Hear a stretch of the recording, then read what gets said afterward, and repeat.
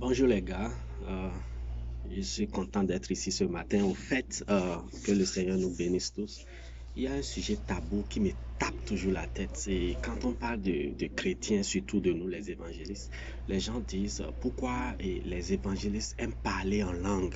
Pourquoi ils disent, d'autres nous qualifient même de parler de conneries. Ils disent que quand nous prions et que nous parlons en langue,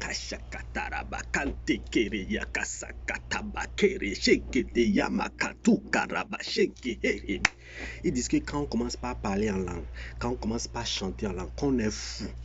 Au fait, ce sujet-là me tape la tête tous les jours quand je pense à ça. Et aujourd'hui, j'ai décidé de venir ici et de clarifier les gens qui ne comprennent pas quand on parle de parler en langue. Au fait, la Bible nous parle de trois différentes sortes, trois différentes conditions de parler en langue.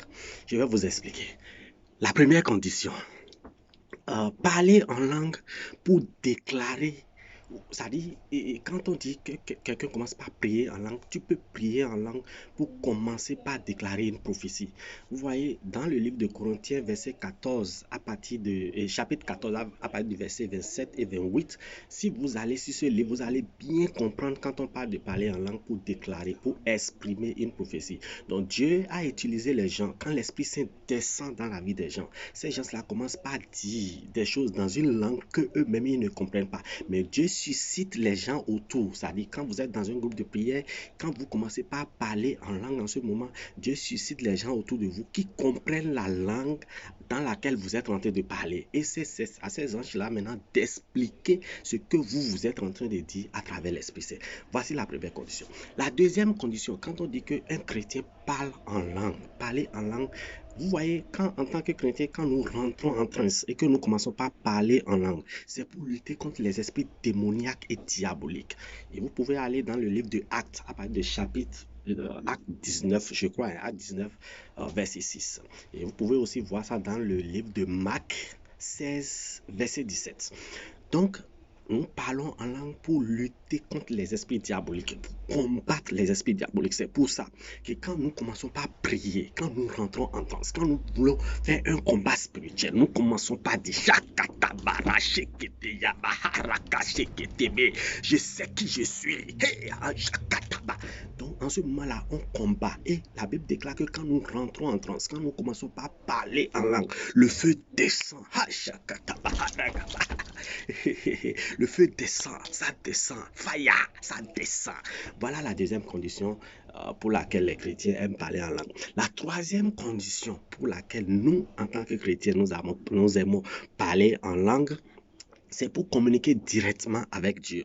Vous savez, Dieu est merveilleux et ce monde est rempli des pouvoirs démoniaques ou sataniques. Et des fois, quand nous prions en notre propre langue, quand je commence par prier en Yoruba, par exemple, je commence par dire oh Lord, et je commence par parler, ça me distrait. À un moment donné, je pense à un péché que j'ai déjà commis, que je ne sais pas, et ça me distrait. Mais en réalité, et ça bloque ma communication directe entre moi et le Seigneur. Donc, je n'arrive pas à communiquer directement avec le Seigneur. Et la Bible nous a donné cette grâce-là, cette manière-là pour que nous puissions parler directement au Seigneur. Et vous pouvez aussi voir ceci dans le livre. Si vous voulez bien comprendre, vous pouvez aller dans le livre de 1 Corinthiens chapitre 14, verset 2. Vous pouvez lire à partir de ce chapitre-là, vous pouvez comprendre bien comment parler en langue pour communiquer directement avec Dieu. Donc, voici la troisième condition, la raison pour laquelle nous parlons en langue. Donc, quand je rentre en transe et je commence par parler en langue, pour cette rencontre, je dis moi-même, je parle une langue que je ne comprends même pas. Parce que l'Esprit, en ce moment-là, me possède. L'Esprit Saint m'assiste. Et quand je commence par parler, je suis concentré. Et mon Dieu m'écoute et il m'exauce.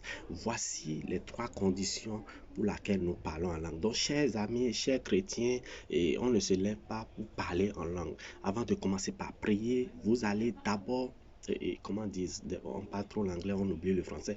Vous allez d'abord diriger votre prière dans un sens. Si c'est dans un sens de combat, vous allez prier en langue dans ce sens-là. Si c'est dans un sens de prophétie, ça veut dire que vous êtes dans un groupe de prière. Et quand vous commencez par parler en langue, les gens, ou bien si c'est l'Esprit Saint qui touche la personne, les gens doivent être en capacité, doivent être en mesure de comprendre ce que ce dernier est en train de dire et doivent traduire ça. Donc c'est ça. Troisième étape que nous avons parlé pour communiquer directement avec Dieu. Donc, qui ne comprenez pas et qui vous moquez des chrétiens, soi-disant, qui parlent la langue sans savoir quoi il dit.